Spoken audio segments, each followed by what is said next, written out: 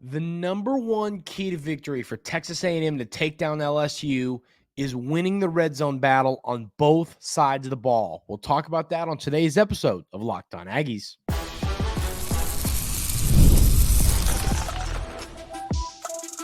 You are Locked On Aggies, your daily podcast on the Texas A&M Aggies, part of the Locked On Podcast Network, your team every day. Welcome on into Locked On Aggies. I'm your host, Andrew Stefaniak. Thanks for making Locked On Aggies your first listen every single day. Today's episode is brought to you by our friends over at FanDuel. Place your first $5 bet, and you'll get started with $200 in bonus bets guaranteed. Visit FanDuel.com to get started. On today's show, ladies and gentlemen, we're going to talk about a score prediction. I'm going to predict how this game is going to go, who's going to win. Talk about those jerseys, which are insane. We're going to talk a little bit about some keys to victory in segments 1 and 2. And the number one key to victory for me in this game is winning the red zone battle. There are keys to victory that you can have in pretty much every single football game. And, a couple of those are going to be keys to victory for us on the show today. But like I said, the number one is winning in the red zone on both sides of the ball. Coach Elko talks about how he wasn't happy about how the defense played in the red zone against Mississippi State. And that's something that's got to be cleaned up. Your goal in the red zone on defense is the old bend, don't break method. If the other team gets to the red zone, that's okay. It's football. That's going to happen. Now that they're there, let's hold them to 3. When your offense is in the red zone, you want to score touchdowns, not field goals. This matters in all games. It matters against New Mexico State, but it matters a lot more when you're playing the number 8 team in all of college football, where a win sets you up in a position to, with as long as you don't shoot yourself in the foot against some teams that aren't as good as you, you're going to the college football playoff in year 1 under your new head coach. And that is when things like this matter even more. LSU is a really good football team on both sides of the ball. Their defense is playing a lot better. And this game is not going to be for those who aren't able to deal with a little bit of stress. As John Rothstein says when it comes to college basketball, have some nitroglycerin pills ready because this one is going to be stressful. It just will be. And scoring touchdowns in the red zone will be the difference maker. LSU is going to score some points. I don't care how good Texas A&M's defense is, which it's elite. It's darn good. Don't care how good it is. LSU is going to find a way to score some points. Now, the goal for Texas A&M needs to be, if they get to the red zone, that's fine. Hold them to 3. If they get to the red zone 4 times and they leave with 16 points, you take that as a win. A touchdown and 3 field goals, that is a win all day long. You'd feel a lot better about 12 points. Now, it's not going to be easy to hold down this LSU team, especially knowing that they have a really solid passing attack led by Nussmeier. But once again, that's just what you have to do to win. I mean, no one's saying it's going to be easy. If it was easy, everybody would do it. It's not going to be easy to stop this team. It's not going to be easy to hold them to field goals and not touchdowns. And then offensively, we talked about this all offseason. Colin Klein statistically last year at Kansas State was elite. His Kansas State team was elite when it came to scoring touchdowns and not kicking field goals in the red zone. We are a pro Randy Bond podcast here at Locked On Aggies, but we really like to see him kicking extra points or 55-yarders. Those things we like. We like seeing them make 50-yarders and kick extra points. That is what we like Randy Bond doing. So looking at this team in the red zone, you have to be able, first of all, when you get to the red zone, if you're going to run it on first down in the red zone, and this is the case anywhere on the field, but especially in the red zone, don't get behind the sticks. If you give Amari Daniels or Le'Veon Moss the ball, 1st and 10 on the 17, you'd love to see them pick up 4, 5, 6 yards on first down. That just opens up so many more things in your playbook for second down. And then if you run it again, you can either pick up a first down or set up 3rd and short. So red zone offense and defense, I have a feeling that will end up being the most significant difference in this game. And the reason I feel that way is because I think both of these teams are going to be in the red zone a lot. I think this is going to be a game where there's going to be a lot of offensive yards in this game. I don't think this is going to be a 17-14 type of football game, but I don't think it's going to be a blowout. I don't think it's going to be a shootout either. I think it's going to be more of a 24-27, 27-31 type of game, which I don't know in college football if you'd necessarily call that a shootout. In NFL, you might. I don't know if you'd call that a college football shootout. I think you'd call that on the brink of one. But that is why the red zone is going to be so crucial, because I think that both teams are going to be in it a lot, so that whichever team is able to, here's the deal. Simple math, ladies and gentlemen. If both teams are in the red zone 4 times and one team scores 3 touchdowns and the other kicks 3 field goals, it's not too hard to figure out which football team is going to win the game in that setting. So my number one key to victory in this football game is winning the red zone battle on both sides of the ball. My second key to victory is another important one, and it's one that you did in a really strong way against the Missouri Tigers a few weeks ago, and that is winning the first quarter. Against Missouri, Texas A&M did that. It was 10-0. And I'll tell you this, the score might have been 10-0, but for some reason at the end of that first quarter, it really felt like it was 24-0. It just had that feel to it. It just had that feel that, yeah, it's the first quarter, but Missouri's done. They're done. They're done for. That was the vibe in that game. And that's what winning the first quarter does to a team, especially on the road.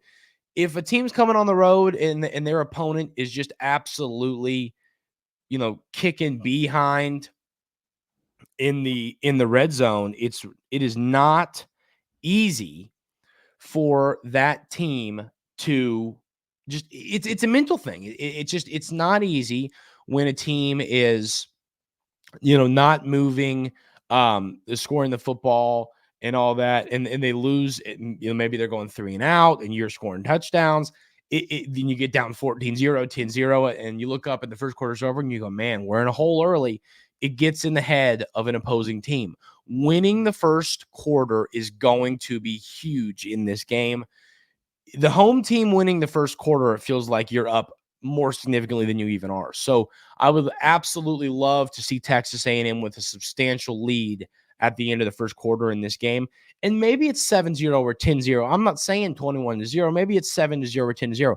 But it's a vibe thing. Make LSU, maybe they get the ball first and they get a quick 3 and out, and you get the ball and you take 7 minutes off the clock and you score, and then they get the ball back.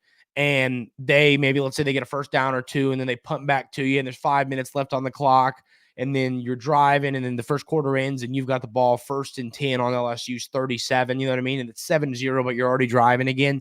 That, even right there, knowing LSU hasn't moved the ball much, that can be a little bit, the other teams are concerned. They're sitting looking at this going, man, they're moving the ball. We're not. We're in trouble early in this game. That is what you want to do to your opponent. You want to make life stressful early for your opponent, especially when you're the home team. Now, you never know when you're the road team, you'd like to as well. I mean, LSU, I'm sure LSU fans and podcasters are over here saying, hey, we need to punch them in the mouth early and make a statement in the first quarter. Everybody wants to win the first quarter. Everybody wants to win the red zone battle. But what decides these football games is who does it. These are the things we're going to look back at this game. We're going to go, okay, who won the red zone battle? Okay, who won the first quarter? Who won the first half? And then I have a feeling whoever wins a bulk of those is going to be the team that wins the football game. I mean, that's just the reality of these situations. So those are some important keys to victory in this game. I've got a lot more, but the next most important one that we're going to talk about here in a minute is establishing the run.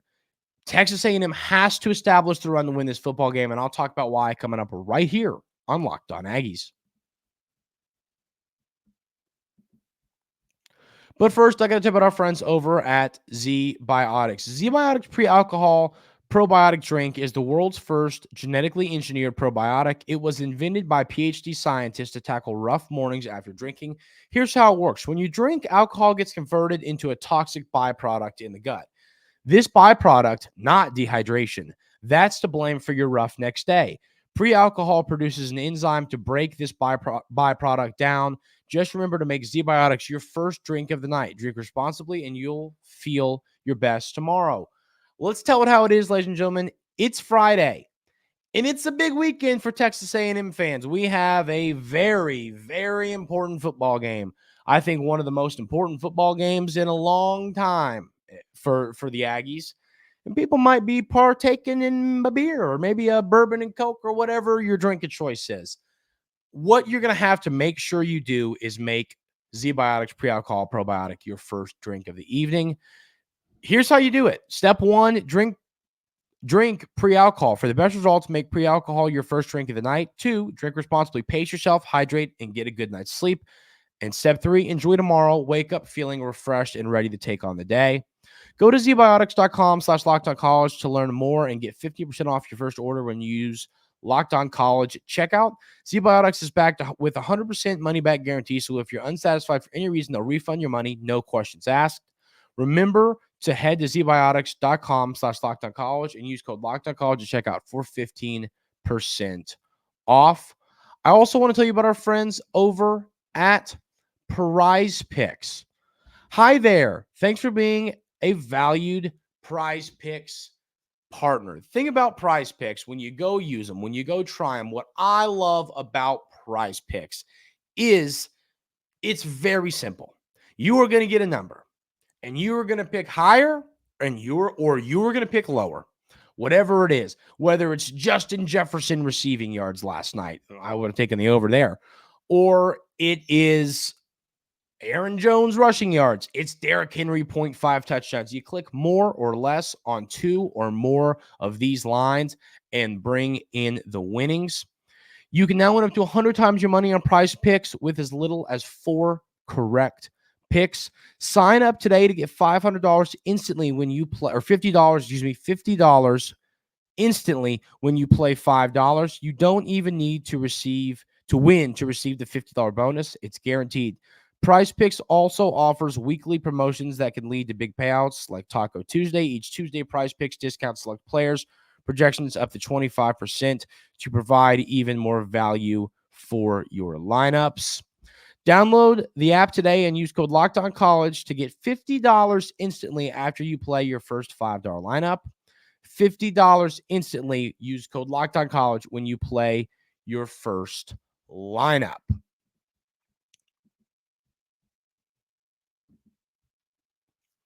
So more keys to victory in this game. And once, like I said, another one that's going to be crucial in this game, and I think it's right up there in importance with both of these we've already discussed on the show. Excuse me. But that is establishing the run. At the end of the day, we know what Colin Klein wants to do. He's going to want to run the football. He's going to want to get things established on the ground. That is just the reality of what he's going to want to do here. And, you know, when you look at the way Colin Klein coaches, he's going to air the ball out. And yes, if this game does get to being a higher scoring affair, you're going to see Connor Wigman drop back and throw the footballs a ton. But the goal is to run the football. That's how Texas A&M wants to win this game. They want to establish the run. I think that they're going to feel a lot more confident in this game if they're able to get things established on the ground. I mean, every team in every sport has what they're good at, has their skill suit. I mean, what they're good at. And this Texas A&M football team wants to run the rock. We just all know that. Now, you've got to find a way to establish the run in this football game. That's going to be the difference in a win and a loss. The offensive line is going to play a huge role. We're not going to see Chase Basantis out there. You're going to have a shakeup on your offensive line because of an injury. And what this means is you're going to have this offensive line is going to have to create holes in the running game. And because if you aren't running the football, I believe that Connor Wigman can give you a chance. But I mean, my confidence in winning this game, if you aren't establishing the run and you aren't getting a solid yards per carry number, goes down very quickly, very fast. Once again, it's just, this is how the Aggies want to win. They want to get things established on the ground. So I mean, like I said, if they just aren't able to make that happen, if they just aren't getting it going on the ground, my confidence in Texas A&M winning this game is going to decrease quickly.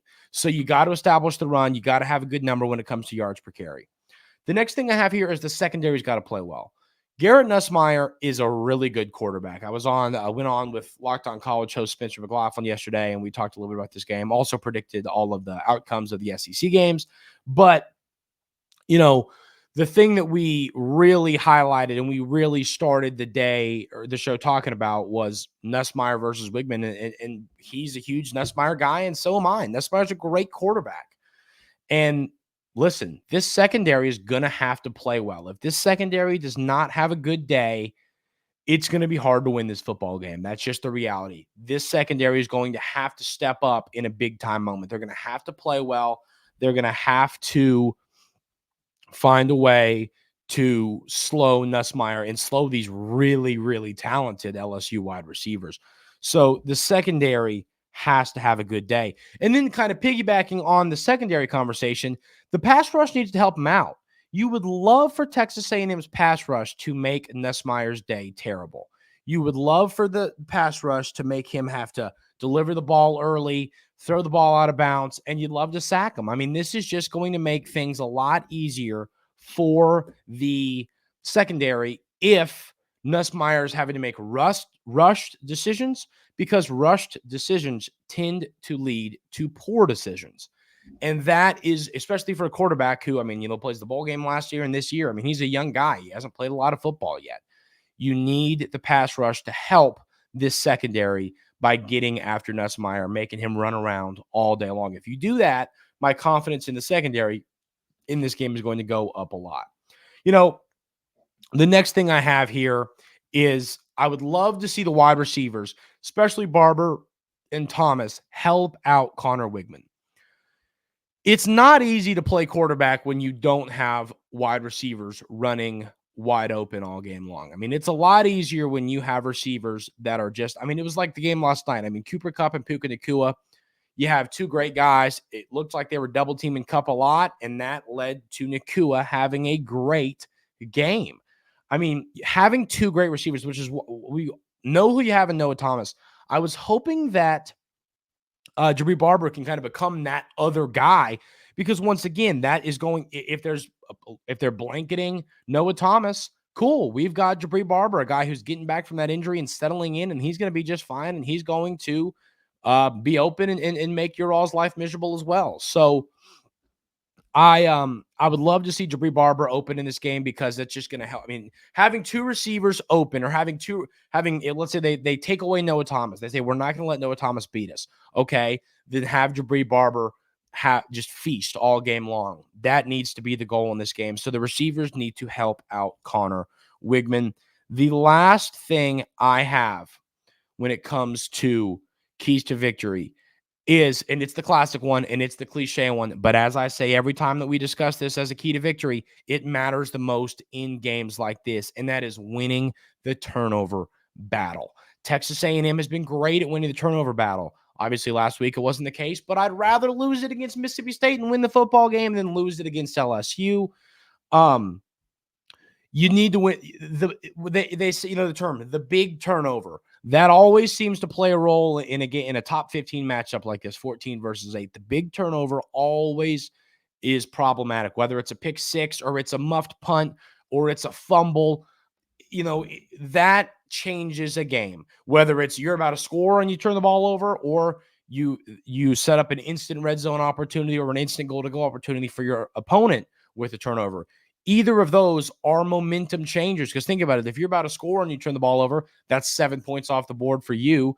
If you are deep in the other team's territory on offense and you turn it over, you're potentially setting up 7 points for them. So it's a 7-point swing, wherever the turnover comes.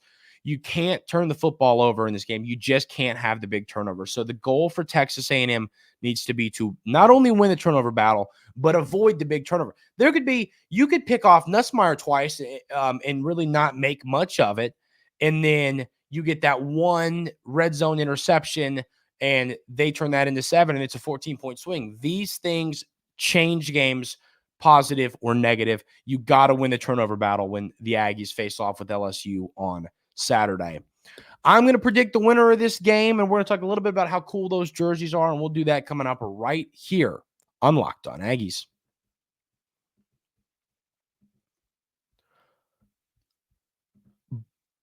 But first, I want to tell you about our friends over at FanDuel. Hey, NFL fans, you can start the season with a big return on FanDuel, America's #1 sportsbook. So when you get a hunch in the middle of the game, you can check out the latest stats, view live play-by-play, and so much more on the same page where you place your bets. You'll get started with $200 in bonus bets guaranteed when you place your first $5 bet.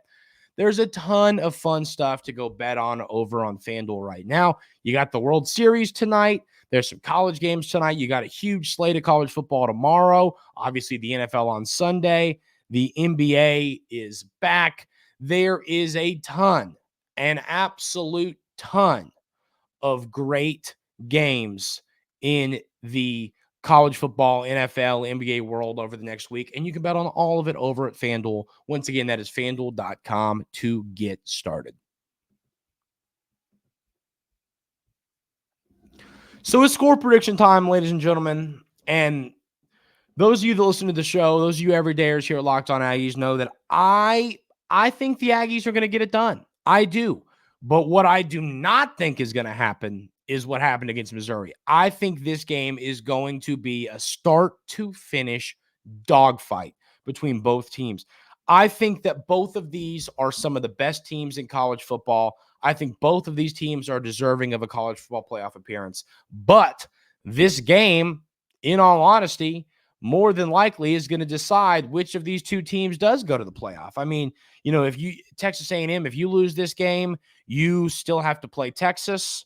And then, of course, LSU, if you lose this game, the Tigers still have to play Alabama. They have to go to Florida. They got to play Oklahoma, and they got to play the best team in college football, Vandy.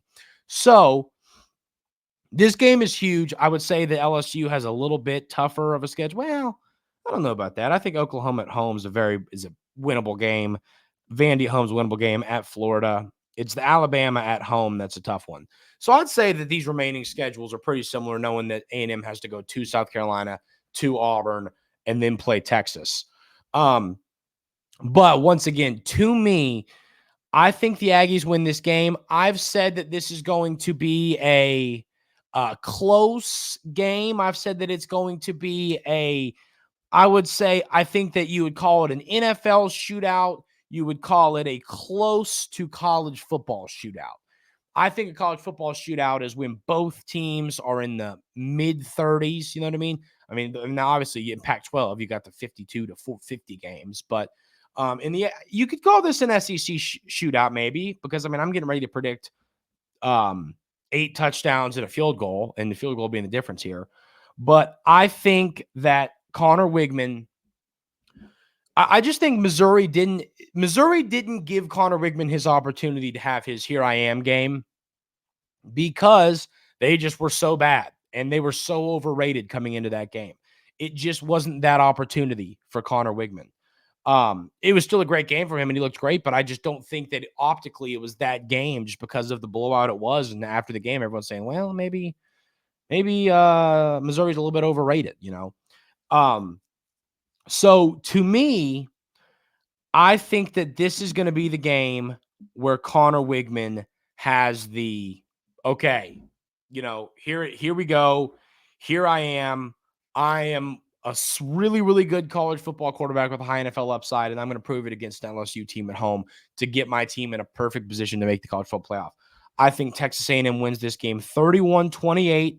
I think it's going to be tied 28-28, and Connor Wigman's going to get the ball in his hands last, drive it down the field, and set up a field goal for his team, and Randy Bond is going to win this game for the Aggies. And if you do that, Texas A&M is putting themselves in a really, really, really great spot to make the college football playoff.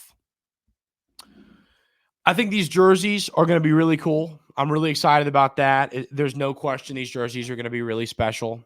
And the blackout look is really cool. It's kind of the thing about the Jimbo Fisher era is, the jerseys are just kind of like, okay, whatever.